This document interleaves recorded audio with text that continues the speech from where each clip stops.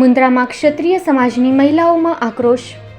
પુરુષોત્તમ રૂપાલા વિરુદ્ધ ફરિયાદ દાખલ કરાવવા મુન્દ્રા ક્ષત્રિય સમાજની મહિલાઓ આગળ આવી.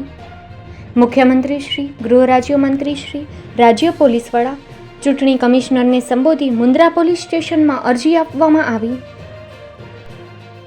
મુન્દ્રા તાલુકા કરણી સેના અધ્યક્ષ કાજલબા હરપાલસિંહ ઝાલાના નેજા હેઠળ અરજી સ્વરૂપે ફરિયાદ દાખલ કરવા રજૂઆત કરવામાં આવી હતી.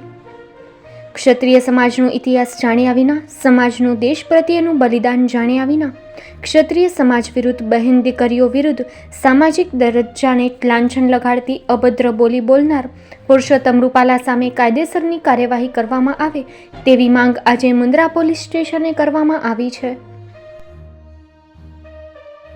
મારું નામ છે વિરલબા હરપાલસિંહ ઝાલા ઉર્ફે કાજલબા. હું સત્યમ સોસાયટીમાં રહું છું અને કરણી સેનામાં મુન્દ્રા તાલુકામાં અધ્યક્ષ છું. રૂપાલા સાહેબ જે અમારા ક્ષત્રિય સમાજના દીકરીઓ બહેનો વિશે જે ખરાબ અપશબ્દ બોલ્યા છે, બસ એના માટે જે અમે ફરિયાદ નોંધાવવા આવ્યા છીએ. અને સમગ્ર ગુજરાતમાં આક્રોશ છે ક્ષત્રિય સમાજની બહેનો દીકરીઓ વિશે વિરુદ્ધ જે શબ્દો કાઢ્યા છે, બસ એના માટે અમે ગુસ્સો દર્શાવીએ છીએ. અને એની જે ટિકિટ છે એ રદ થવી પડે એ અમારી સરકારશ્રીને અપીલ છે. ના, ફરિયાદ નોંધાવી છે મેં. હા, અત્યારે જે આમાં લખેલું છે એ પ્રમાણે જ મેં કે નહીં, ટિકિટ રદ થઈ જવી પડે એમની. અને જે માફી માગે છે એ અમે સ્વીકારતા નથી. બંધ બારણે તમે મિટિંગ કરી અને માફી માગી છે એ અમે સ્વીકાર નથી કરતા.